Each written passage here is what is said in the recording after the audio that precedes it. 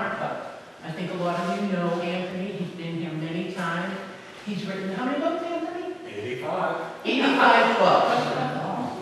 So we think one night, maybe this winter, we're going to have him do a presentation on every single book. How's that? It's going to be one of those speeches. Then we can burn them. Anyways, thank you all for coming. We've been running this program about 3 years now. During COVID and the pandemic, we did it via Zoom. In that time frame, we did about 23 programs. We had presenters from all over the country. We had people tune in from all over the country. We prefer it in person, but it works wonderful for us. And we're thinking, come winter, we may be going back to the whole Zoom presentation, only because you can't trust the weather, you don't know what's going to happen. Anyways, that's still up for discussion. So, a few things. Emergency exit to where you came in, and to either side of you. If you have a cell phone, if you could silence it, that would be great. If you smoke, there's no smoking in the building or in the surrounding area. Okay? We've got a few things coming up next week, actually next Sunday, the 20th. We're going to have a kind of a, not all day, but a 3-hour event here, which is going to be exploring Cape Verde. For those of you from Scituate or the surrounding areas, we know that we have a very large Cape Verde community. So we're going to have music, food, speakers. It's going to be a wonderful afternoon. That'll be from 1 to 4 on the 20th. Publicity is actually going to be going out tonight. You're going to see it everywhere in the next couple of days. So hopefully you can make that. What else? Oh, membership. There we go. If you'd like to join the society, becoming a member, there are some forms in the back. You can also go to our website, which is ScituateHistoricalSociety.org. Become a member. You will get discounts on certain programming that we do. And in our store, you'll definitely get onto the mailing list. So you'll get information on all of our programs. So, and we do appreciate that. And if you don't want to become a member, we do appreciate donations. If you've got an item, maybe, that you think you might like to donate to, the society, please go online. You can look where you can donate them. And that would be wonderful. And we appreciate you all being here tonight. So, without further ado, my good friend, Anthony Samarco.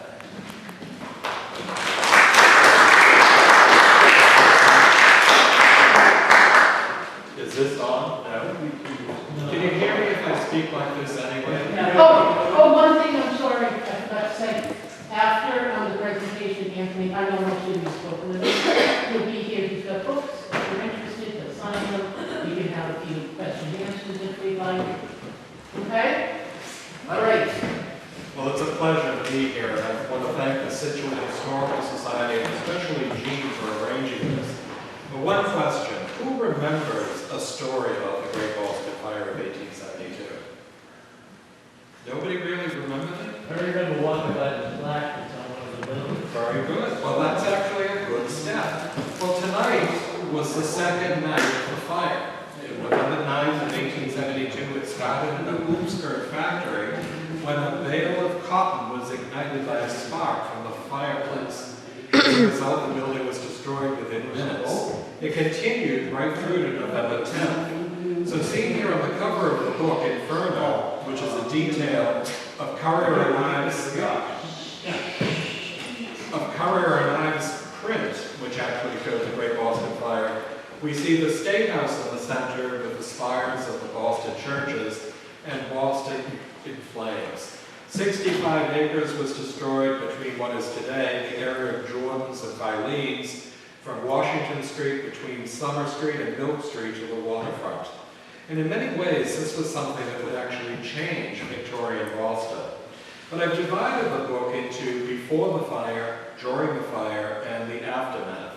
And in many instances, seen here in a print, it says that the old south end of Boston was considered the epitome of urbane living in the early 19th century. Charles Bulfinch had introduced neoclassicism in the 17th 1790s with the design of the Pontine Crescent on Franklin Place. In fact, Samuel Adams Drake, author of Old Landmarks and Historic Personages of Boston, said Summer Street was, beyond dispute, the most beautiful avenue in Boston, shaded by a grove in a light softened by the leafy screen, and over the shadows of big elms lying across the pavement. This was the octagonal church, designed by Charles Bulfinch and built in 1811. It was at Summer Street, with Bedford Street on the left-hand side. This was a residential neighborhood, and as a result, it was one of the premier in all of New England. And seen here in a photograph of the 1860s, the residential quality of the neighborhood around Summer Street is evident by this photograph, with the corner of the portico of the octagonal church on the right and row houses on the left along Bedford Street leading to Chauncey Street. The wide expanse of the open square in the foreground, paved in cobblestones, created an impressive approach to the church and has long been known as Church Green. The old South End, which was the area of Summer Street versus the new South End of what is today Boston South End, were quite different. In the mid-19th century, Boston was undergoing major changes through the topographical infilling of the new South End on either side of the neck of Boston, the massive infilling of the Back Bay marshes, as well as the increase in population by matriculation and immigration. Following the Civil War, Boston was to see its population increase to 250,000 by 1870, of which one half was either immigrants or the children of immigrants. The city was embracing change, ethnic as well as religious, and was a far cry from the homogeneous town settled by the Puritans from England in 1630. By 1872, much of the former residential neighborhood, known as the Old South End, had given way to commerce. Summer, Bedford, Kingston, Arch, Franklin, and Federal Streets, and others, had once been the pride of the outlands of America. But by the 1860s, most of its residents had moved to the newly filled South End and the Back Bay, and the suburbs. The area was rebuilt with impressive five-story commercial blocks that not only changed the face of Boston, but were architecturally impressive with their splendid fronts that became the pride of Victorian Boston, its merchants, and the Bostonians who now thronged the area. This type of a building was what changed, and since the mid-18th century, Summer Street had once been the more fashionable residential areas in Boston. This duplex red brick Greek Revival row house was designed by Asher Benjamin for Richard Tucker and James Page. It faced Church Green and was indicative of the well-designed houses built in the 1830s. But as the neighborhood changed and became less desirable as a place of residence, this duplex was demolished in 1865. It only lasted just 3 decades. And what was built was, as we see here, Franklin Street in Boston. And this was originally laid out in 1790 by Charles Bulfinch and included row houses on both sides of an elliptical curve.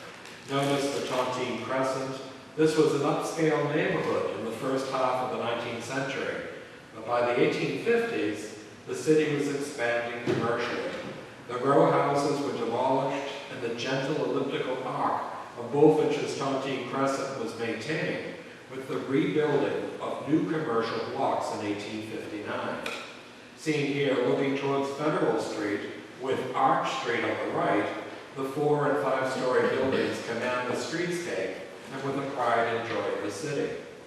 This building, known as the Cathedral Building, was designed by Joseph Billings and built on the site of the Cathedral of the Holy Cross, a Roman Catholic church designed by Charles Bulfinch and built in 1803 at Franklin and Devonshire Streets. It was established by John Lefebvre de Chevreuse, first Catholic bishop of Boston. And when Pope Pius VII created the Diocese of Boston, the church was elevated to a cathedral. The building proved too small for the city's increasing Catholic population and was enlarged in 1825. The last Mass was said in 1860 and the church was demolished in 1862, and eventually the church would move to the south end. Patrick Donahue bought the land and had the impressive cathedral building built, and it was there there that he published the Boston Pilot. The Beebe block was an impressive 5-story commercial block with a mansard roof that was built at Devonshire and Otis Streets at Winthrop Square. Built in 1861, the block was named for owner James Madison Beebe, a successful dry goods merchant. Beebe was credited as being one of the first men, if not the first, in his line of business to introduce systems of cash payments. The store carried on an enormous trade in dry goods with all parts of the country, and the largest jobber of dry goods in New England. And of course, during this period, not only was Boston changing topographically and architecturally, Boston underwent an epizootic in Boston in 1872. In the fall of 1872, Boston was in the throes of an equine influenza that affected horses, most of whom began to show symptoms such as a cough and general sluggishness. The disease was said to have emanated from Canada, and within weeks the symptoms had become prevalent in major cities. Horses showed a series of common symptoms, including discharges from the nostrils and eyes, a rasping cough, general exhaustion, and an inability to work. Those symptoms and the images of sick horses were so ubiquitous that they became the subject of satire, as in the etching of an ill horse called a chevalreuse patient, which appeared in Harper's Weekly.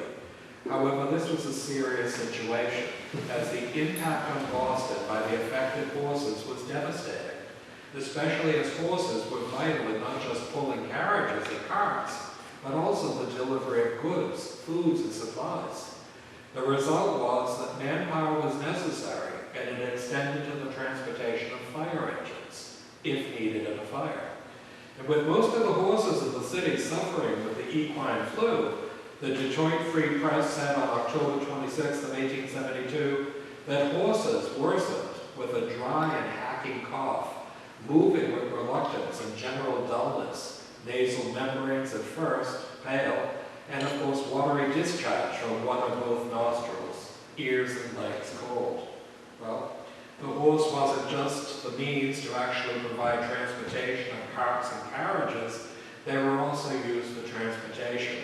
And this print shows a family crying as the family horse actually lies on hay. It was said that over 15% of the horses in Boston died from the equine flu, but it was something we realized that this affected the Boston Fire Department. It also affected the Boston streetcars. And seen here, there was an epizootic in the fall of 1872 that affected the horses of Boston. It was devastating, especially as horses were important in not just pulling carriages and push carts, but also the streetcars that crisscrossed the city of Boston. We're seeing here a streetcar 86 that connected Boston via the South End to Roxbury, terminating at the Norfolk House on Roxbury Meeting House Hill. And with most of the horses in Boston suffering from the equine flu in November of 1872, conductors and passengers are depicted in this etching pulling a streetcar along its tracks during the epizootic. So whether or not one realized it, it was beginning to become quite serious. But seeing here, this etching of a chevalreuse patient appeared in Harper's Weekly on November 16th of 1872 and depicts a horse suffering from the epizootic with his hooves in a warm pail of water, a blanket around his shoulders, and a steaming hot toddy and medicine behind him. But it wasn't just satire, it was a serious situation. And in that instance, seen in a detail of a much larger photograph of Boston in 1860, it was titled Boston as the Eagle and the Wild Goose See It. It was a detail of a photograph taken by James Wallace Black in 1860 from Samuel King's hot air balloon called the Queen of the Air. In 1863, Oliver Wendell Holmes wrote in the Atlantic Monthly, Boston, as the eagle and wild goose see it, is a very different object from the same place as the solid citizen looks up at its eaves and chimneys. The Old South and Trinity Church are two landmarks not to be mistaken, and one sees Old South Church on the left in the middle, and lower right, the crenellated tower of Trinity Church. Well, in that instance, the fire that began on November 9th of 1872 started here. It was the Cluse building, and it was at the corner of Summer Street and Kingston Street. It had only been completed in 1869, and Lehman Cluse, who was a well-to-do German immigrant, had built this and rented it out to 3 different concerns. The story went that because there was a hoop skirt factory on the 2nd, 3rd, and 4th floors, would actually start in a bolt of hay, of cotton, when a spark from the fire actually ignited it. And seen here in this chapter that I call The Lurid Light of a Burning Cauldron, the fire had begun in the Cluse building on Summer Street, which was engulfed in flames within minutes. The fury of the fire rose to the wood frame mansard roof that burned out of reach of fire hoses, and continued unabated until the flames inevitably spread from one mansard roof to the next. The heat from the burning buildings, the geysers of sparks and embers, became infernal, and its intensity caused the granite facades to implode, falling to the street. It was said that blocks of granite weighing tons were split as if by powder and hurled across wide streets. And the fire spread, and Russell Cornwell, who wrote a book on the fire, remembered, in a falling building on Franklin Street, there were to be seen through the flashes of fire the forms of men attempting to leap from the windows. But they never reached the pavement.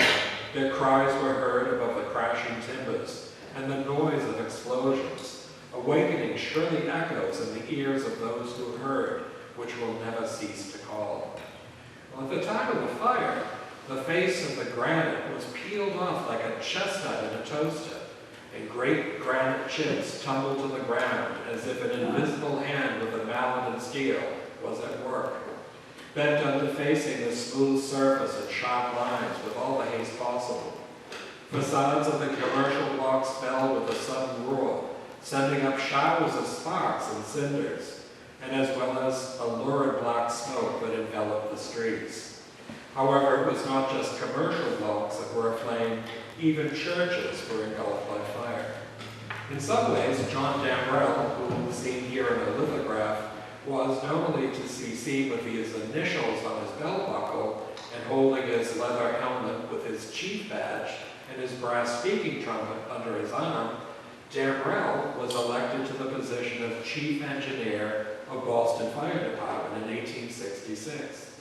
He warned city officials about the danger of fire in the business district, and he is concerned with the water supply, shortage of fire hydrants, lack of fire equipment, and the density of tall buildings with wooden mansard roofs of the district.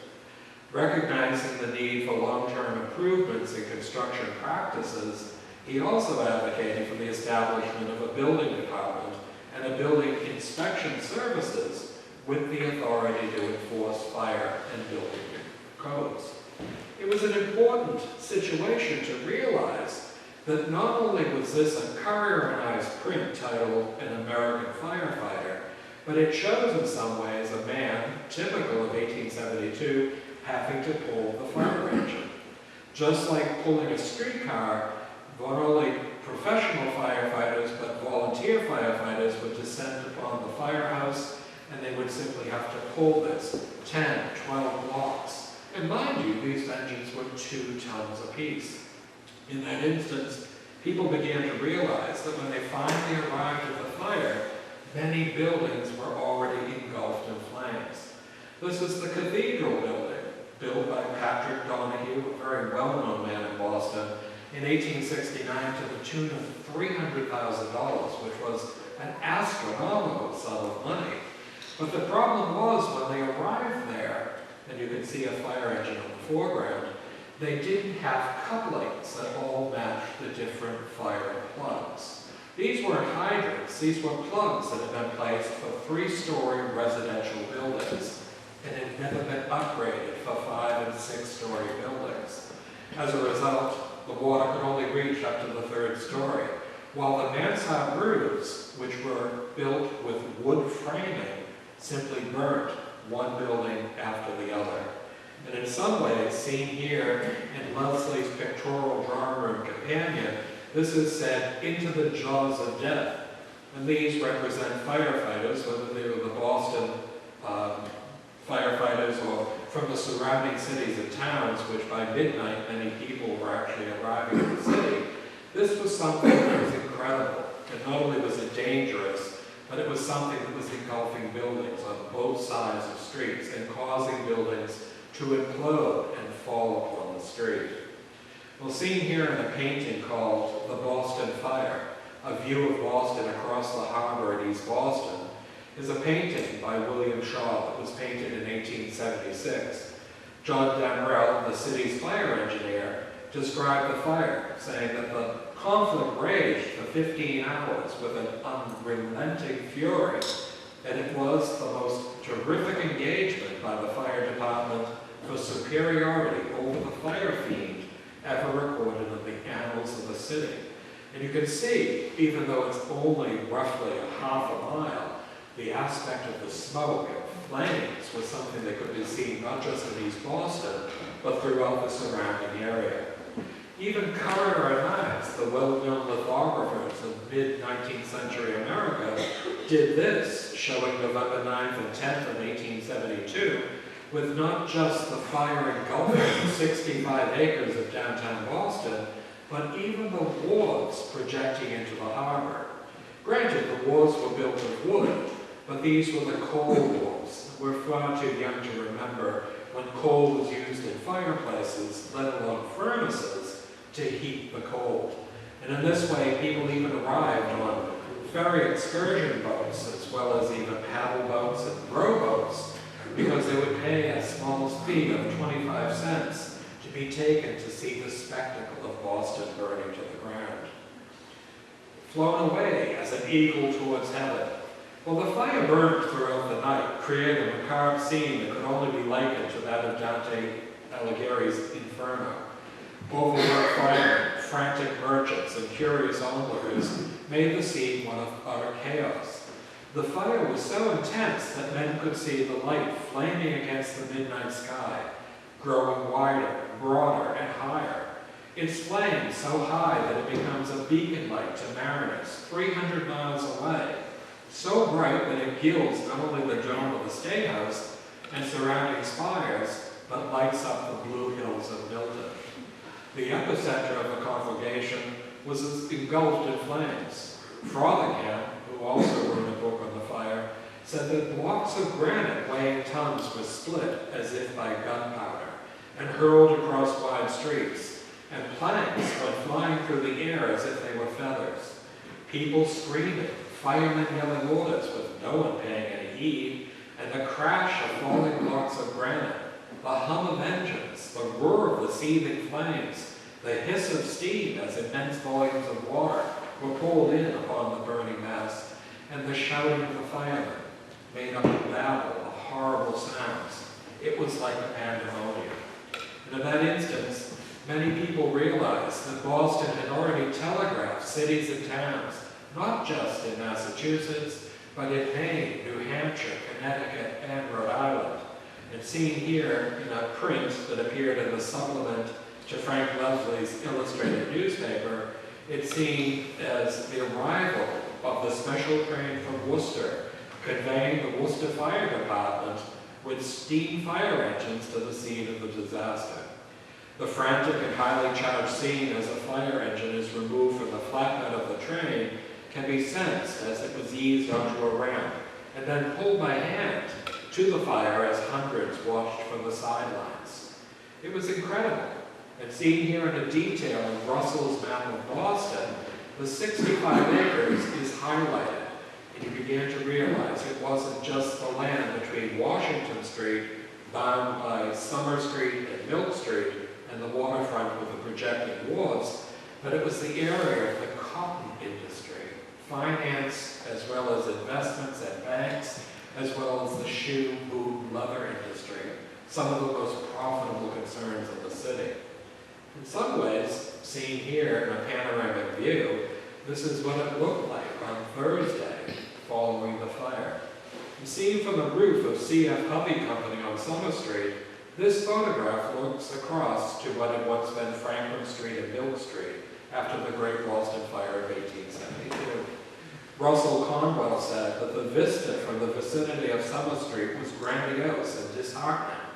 Flames flickered up from time to time from the mass of broken, seared, disjointed masonry, played around the cracked and dismantled bases of the great carved iron pillars, and sometimes burst out vehemently from the interstices of the debris.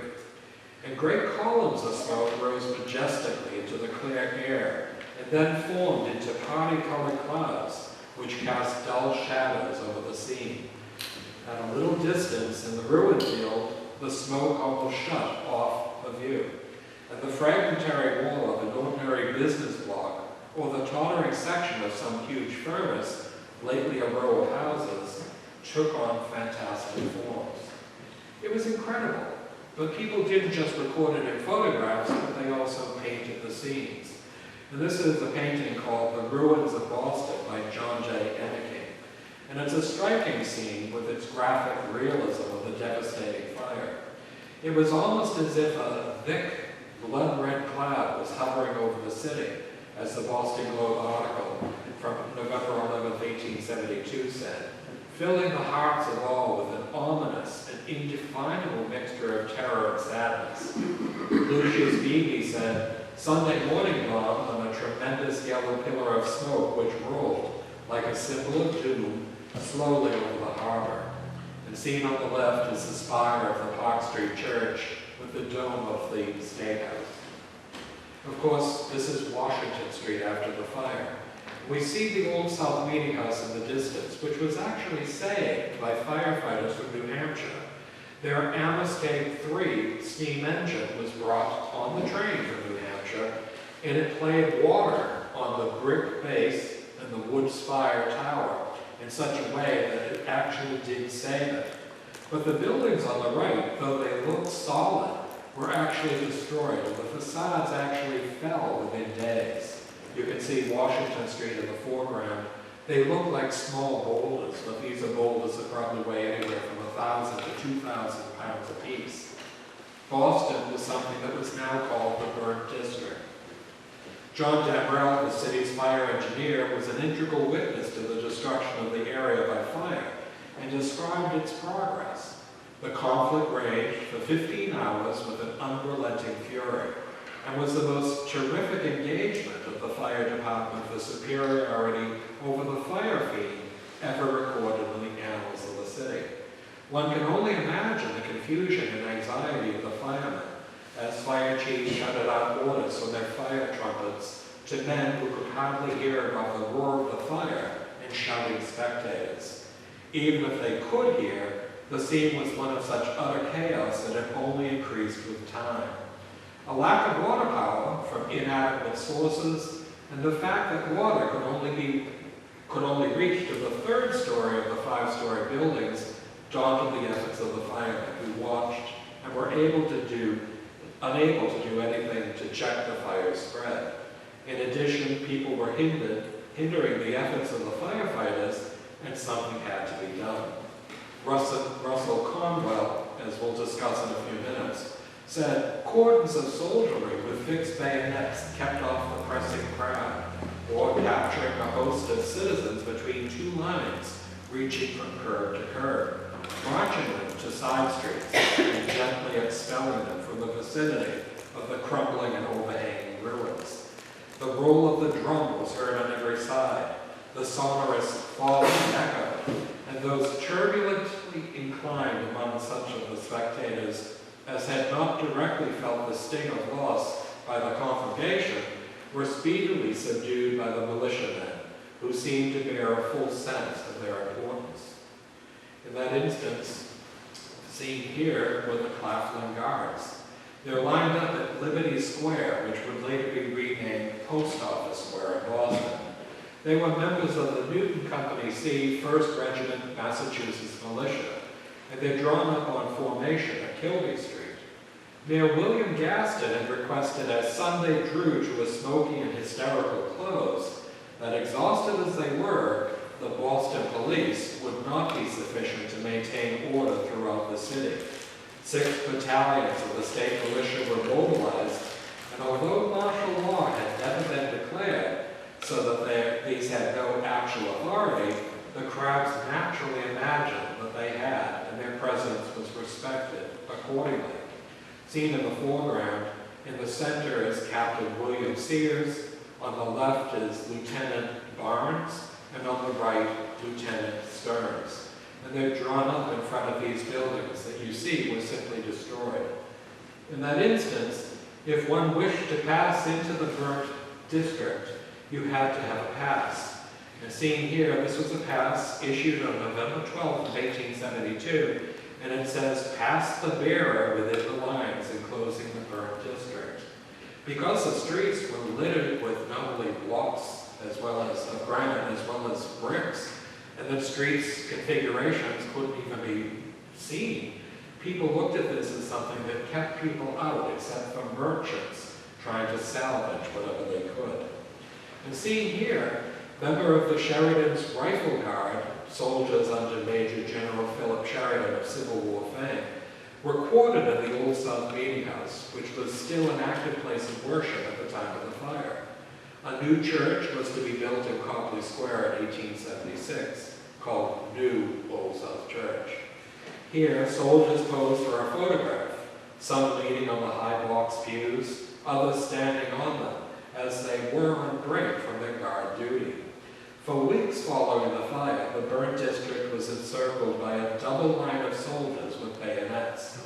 And the box pews, which once served as seats for worshippers, now served as hard beds for the soldiers.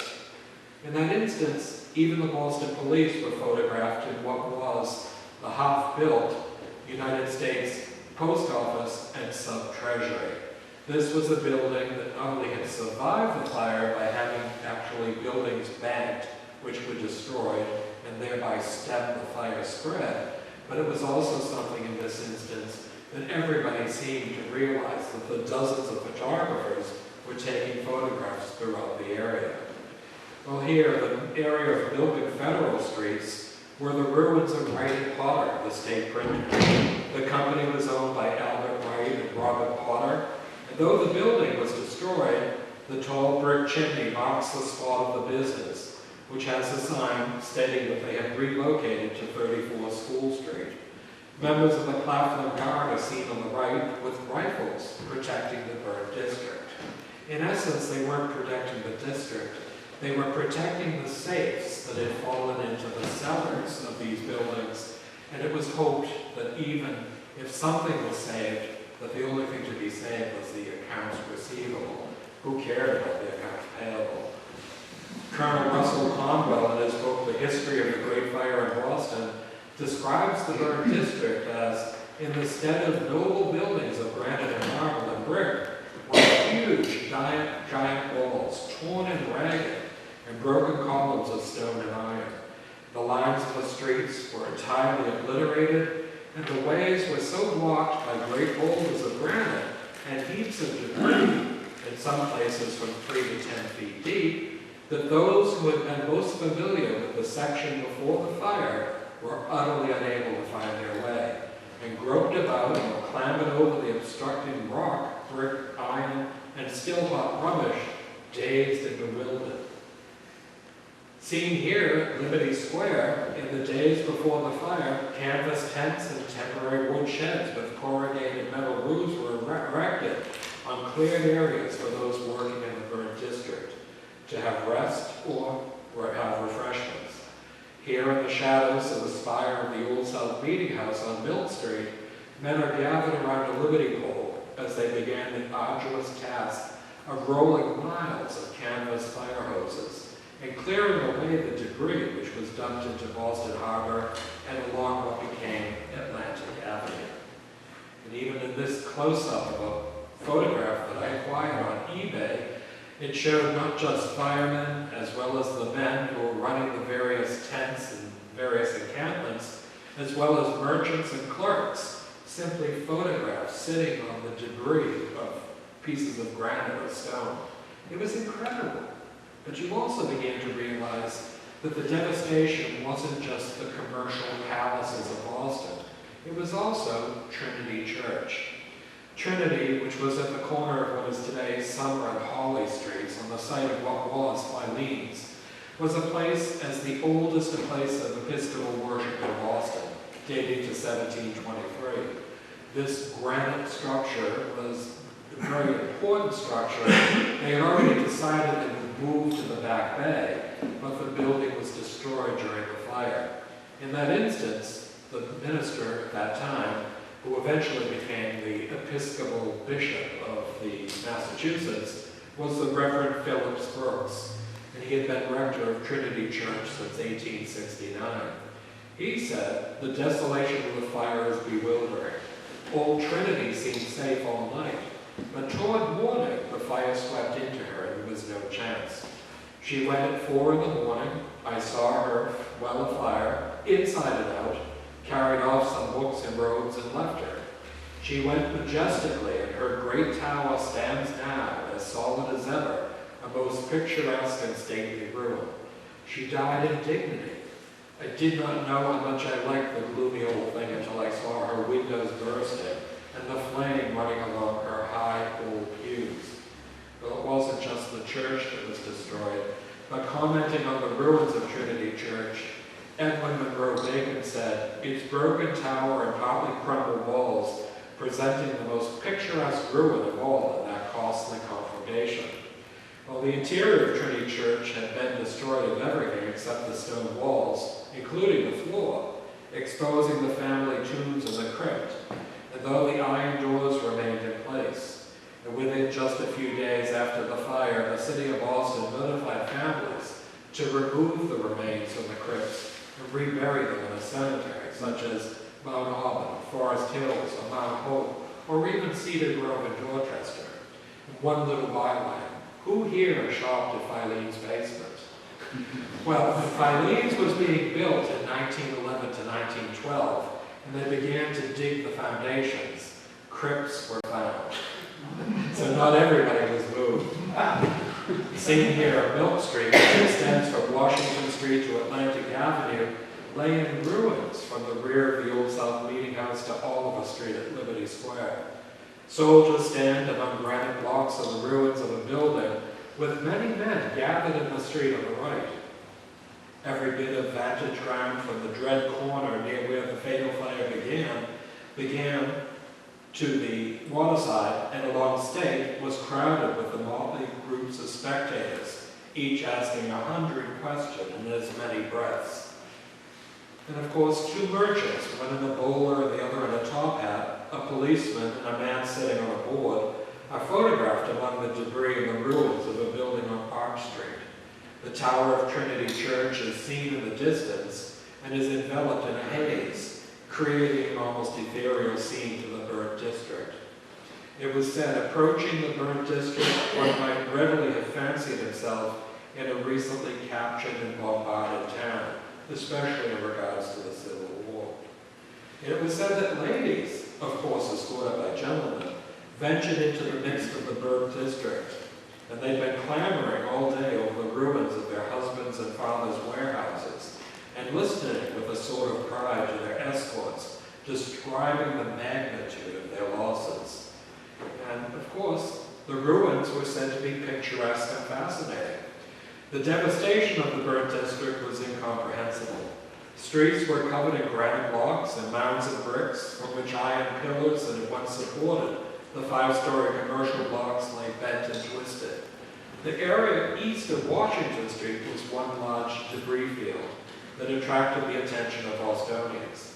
And it was said on that Monday, November 11th of 1872, there were pictures of awful desolation and ruin in one great section, and immediately about and around, in marked contrast, pictures of a holiday or gala day kind, where strangers thronged unceasingly from morning till night, looking contented, interested, and happy, watching the cavalry as they cantered by, examining the wares of their itinerant peddlers on the Tremont Wall, studying the smoky sky through the big telescope, or trying the lung testers, carrying themselves for all the world as if it was a festival, and that they had journeyed hither to see, rather than the destruction of a great section of a great city by fire. Well, seen here, these were men that would simply sit on the rubble and ruin. Look to the left and you see these wonderful iron columns that would support the interior of these 5-story commercial palaces. In the foreground you see rocks, granite, bricks, as well as even pieces of iron. This was something that must have been devastating, but it was also something that people couldn't quite understand. Some of the buildings that come down to us in photographs, such as the H&J Pfaff Brewery Company, which had been founded in 1857 by German immigrants Henry and Jacob Pfaff, was an important one because it made beer from the good, crisp-tasting water of the Stony Brook in Roxbury. And they produced not just beer, but the lighter lager. And with a large German population in Boston in the 1870s, the Pfaff Brewery was extremely popular. This is their office on Arch Street in downtown Boston. And I assume both Henry and Jacob Pfaff are actually on those blocks. You begin to realize that these buildings, in some ways, not only destroyed, but look at the lettering that still survives on that one little piece of facade. All things must come to an end, and after 18 hours of trial, Boston emerged from her baptism of fire. In that space of time, it had destroyed hundreds of the costliest and most substantial warehouses in the country. This photograph shows the utter devastation wrought by the fire. Showers of buildings and walls, pointing like fingers towards the heavens, served as grim reminders of the once urban streetscapes of Boston. And the granite blocks in the foreground would be used as infill for Atlantic Avenue. And seen here, an archway of ruins depicted what was once the Boston Button Company at 67 Milk Street. It was photographed by James Black as well as sketched for Frank Leslie's illustrated newspaper on December 14th of 1872.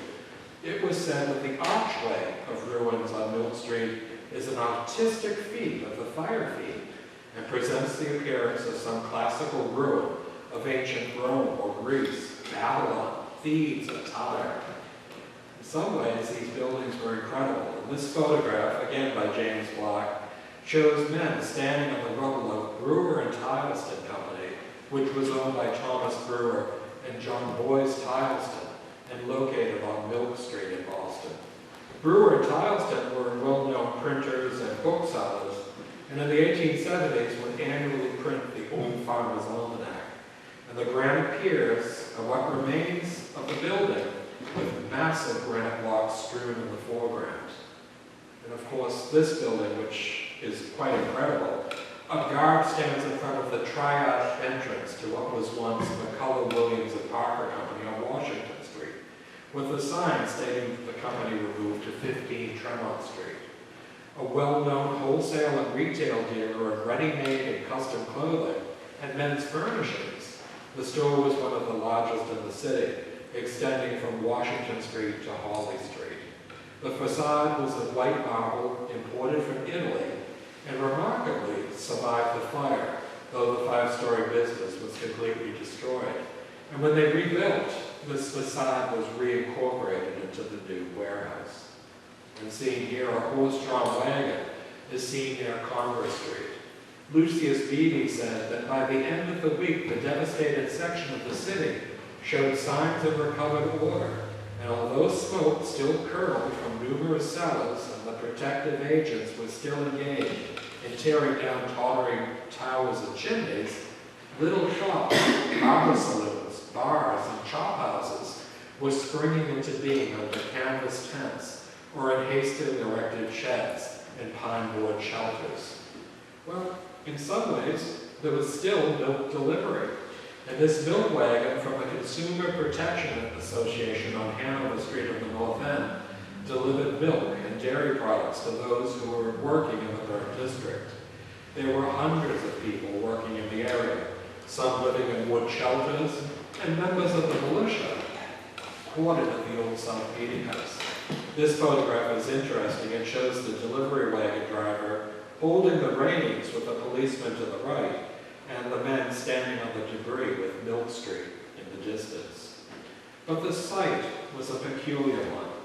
And the utter devastation of the burnt district in the days after the fire was beyond comprehension. Standing on Washington Street, one could see to the waterfront, with no whole blocks leveled by the fire.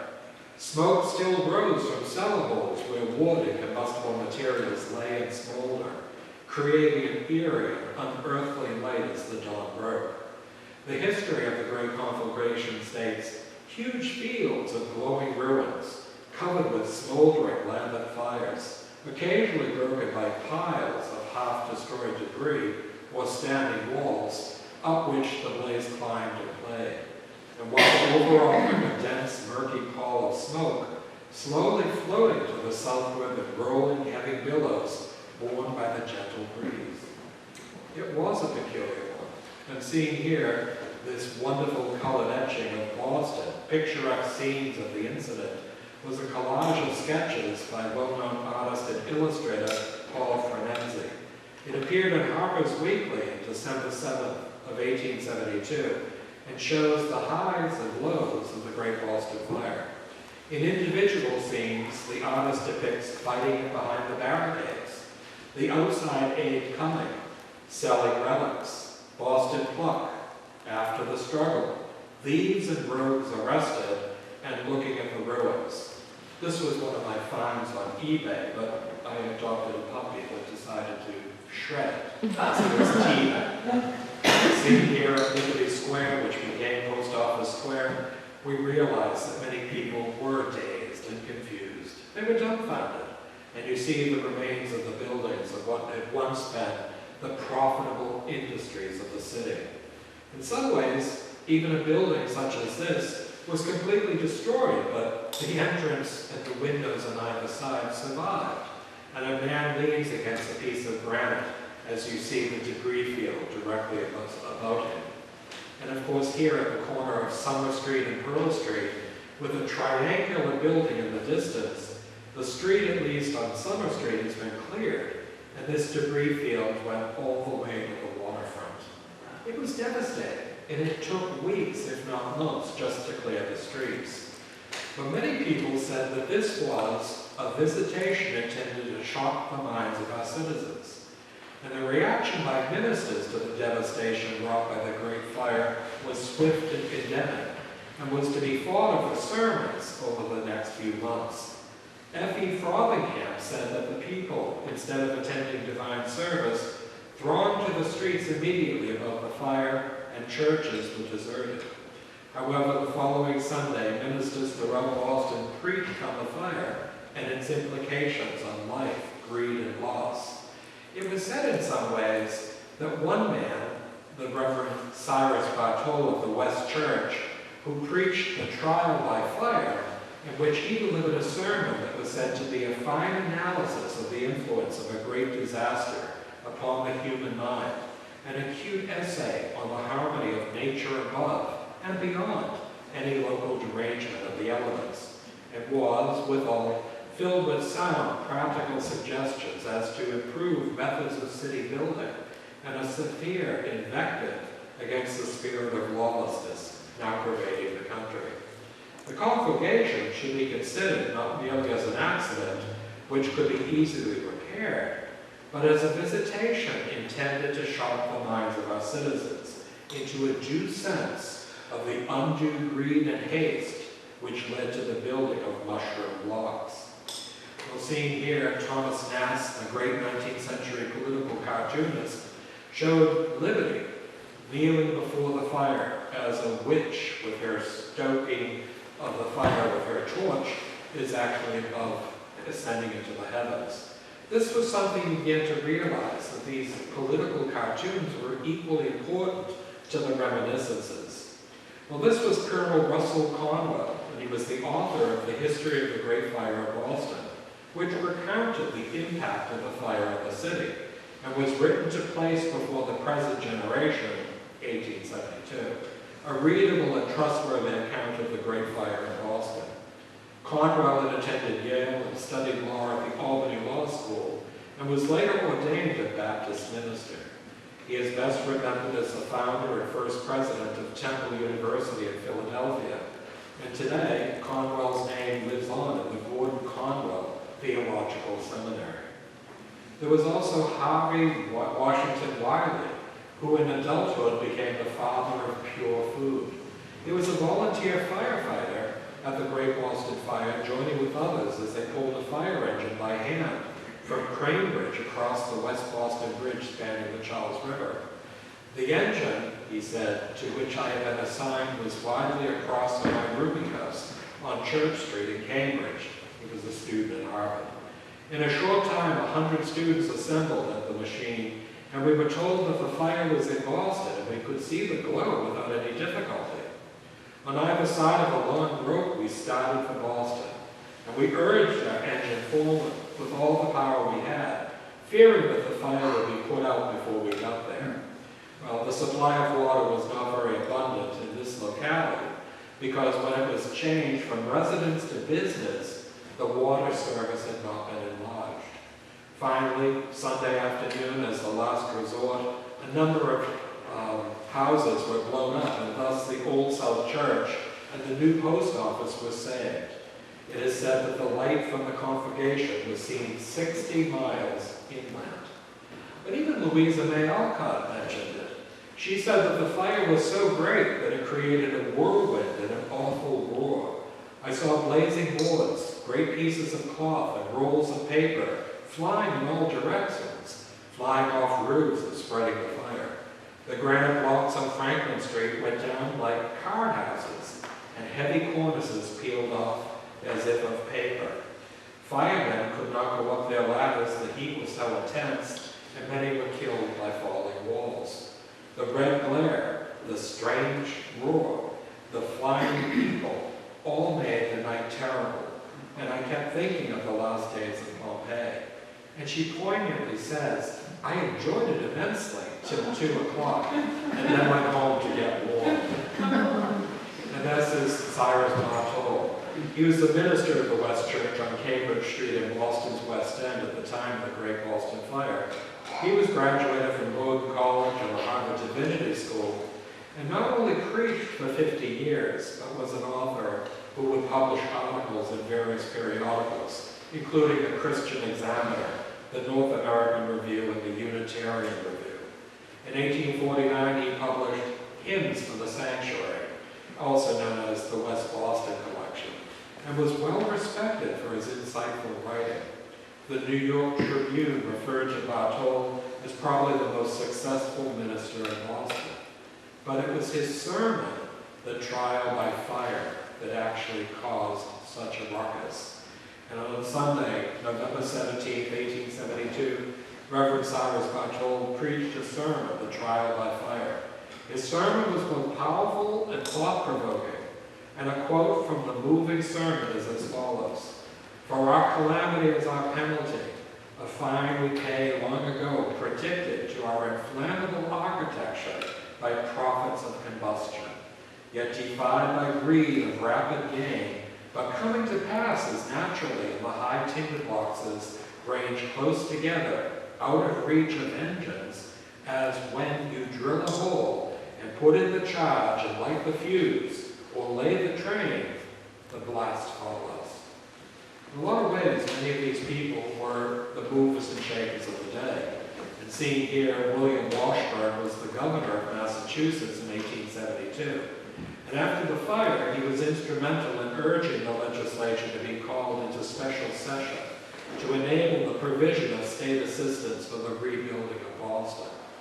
Measures passed, including a bill simplifying the establishment of insurance companies, sent several went bankrupt by the blaze, and this bill authorizing the city to issue bonds to speed the rebuilding effort, which would encompass 65 acres of Boston. But he also declared a proclamation, and this was a proclamation for a day of public thanksgiving and praise, and it was to take place on November 27th of 1872 in reaction to the extreme severity of the fire in Boston. His proclamation declared a day of thanksgiving to God, the Creator and Preserver, for the favor shown unto us during the year, and that most of our industries have prospered. There are storehouses, filled with abundant harvest, and that we have suffered so little from the great fire in our chief city. Well, during this period of time, people realized it wasn't just, of course, doing these things that created a day of Thanksgiving, but many of these paintings that have come down to us, such as the Boston Fire of November 8, 1872, it was actually mislabeled, it should be the 9th, was painted by Fred Phelps. This painting shows the fire spreading along the dock seen from East Boston across Boston Harbor. And there was a ship in the harbor and small boats. But the fire illuminated the night sky and attracted large numbers of curious people who either gathered to watch the fire or from afar, but Bostonians viewed the blaze as an awesome spectacle. There was even sheet music that was composed, such as Homeless Tonight or Boston in Ashes. This was a song composed by Charles White, which was published by White, Smith, and Perry of Boston. And the cover of the sheet music was printed by J.H. Buffett Sons. And it depicts two terrified young girls clinging to one another as they escape from the burning city, with the tower of Trinity Church on Summer Street in flames behind them. One poignant stanza of the song was, "Who will pity us? Who will give us shelter through this sad and lonely night?"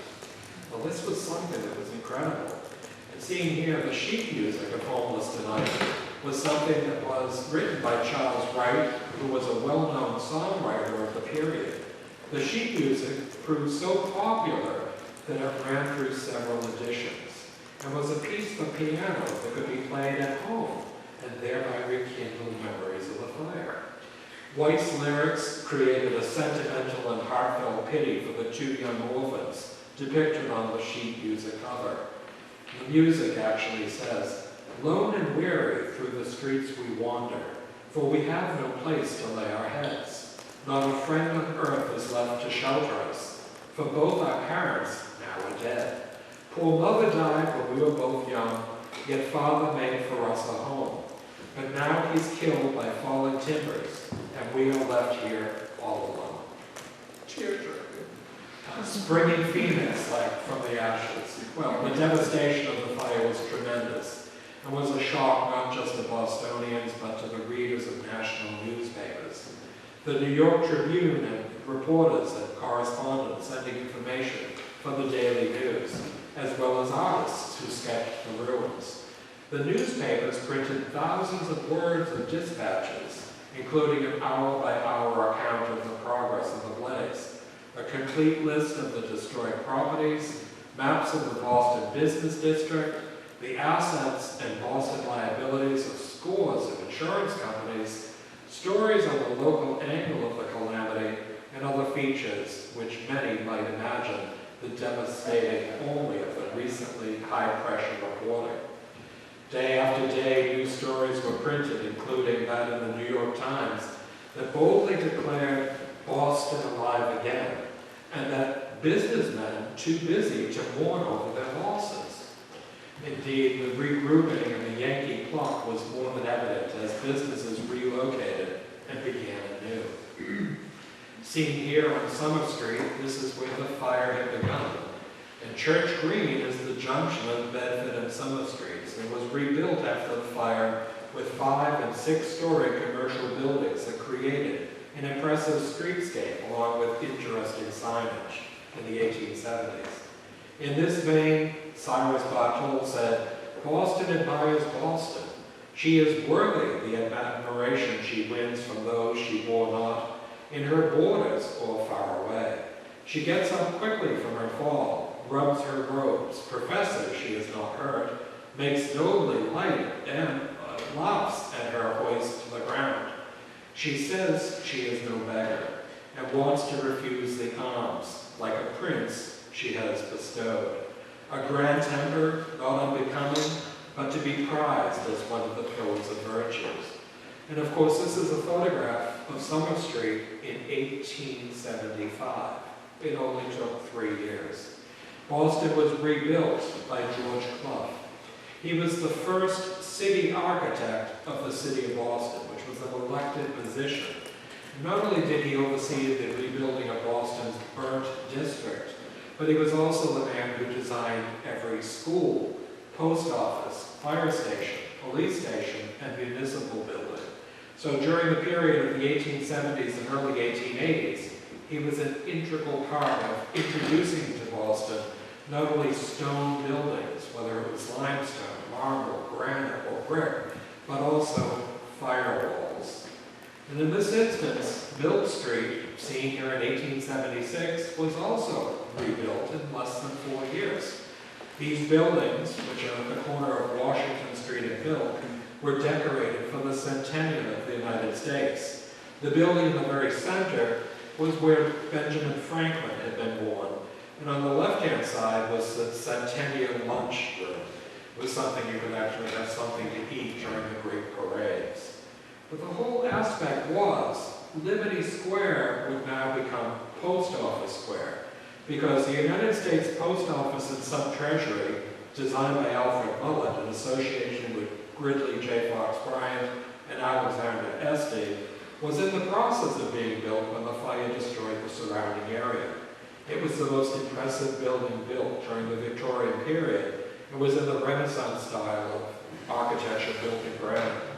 On the tops of the 2 towers flanking the center roof were 2 17-foot-high white marble statues by Daniel Chester French. On the left was labor, supporting domestic life and sustaining the fine arts, and on the right, science, which was controlling the forces of the newfangled electricity and steam. And the central portion was ornamented with a heraldic figure, which was appropriately an eagle with outspread wings grasping a shield with its talons. This was Washington Street, and by 1880, this area no longer was residential. And in this way, we saw not just banking as well as insurance concerns, but also department stores. We see the Old South Meeting House that had been so valiantly saved by the men from New Hampshire and the Amherst engine. But on the right-hand side, we see everything from bowling and pool rooms, but you might also see Raymond's. Raymond's was a department store, one of the great 12 in Boston. You might remember Uncle Eve and Aunt Abby, who were the logo of the company. In this instance, everything on the right was completely new from 1872 on. Boston had changed. Its baptismal fire was something that created something that many people could never imagine. 65 acres of Boston's land destroyed in 2 days. Well, Inferno, the Great Boston Fire of 1872, was published by Fonthill in London. It's a wonderful publishing concern owned by Alan Sutton. And it was a fun book to research and write, but in some ways, it's one of those many Boston stories that many people have never even heard about. Thank you, I hope you enjoyed it.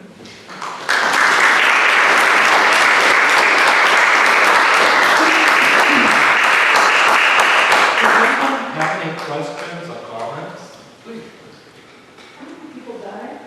21 people died. And you know the 21 people that died were firemen or volunteer firemen.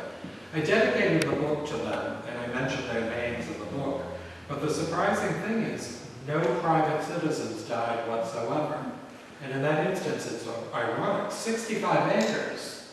And we've heard the wordage, which was just incredible, but only 21 people died. It was the firefighters trying to save Boston.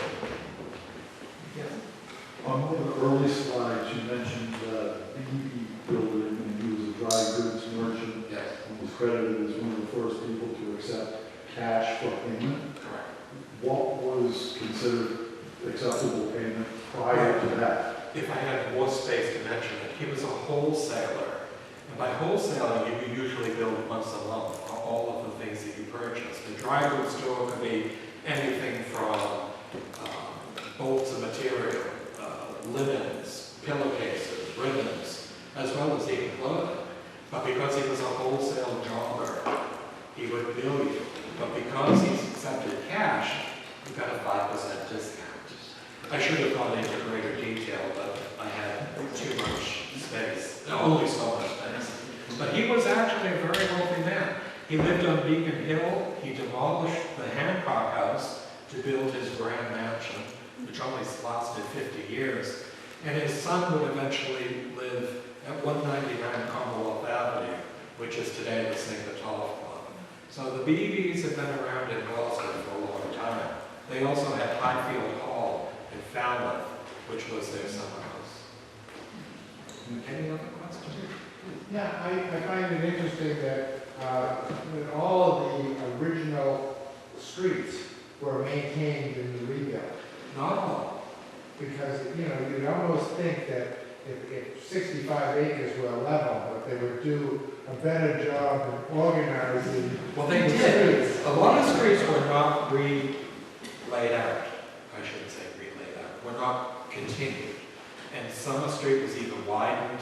And some of these streets that we think are so narrow, I love it when I'm on Chauncey Street trying to get to Arch Street.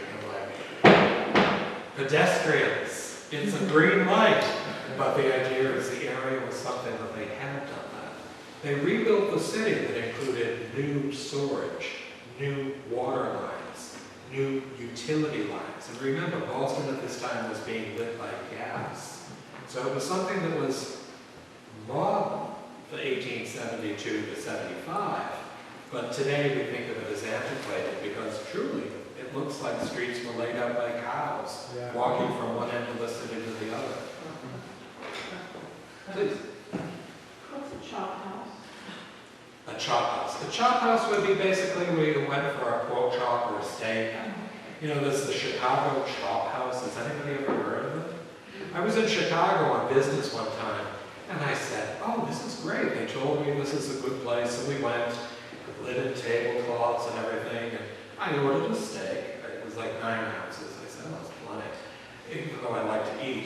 Well, this man in a cowboy hat was at the table adjacent to us, and he had what was called a tomahawk steak, which was 48 ounces, rare, and was over the plate, dripping on the tablecloth.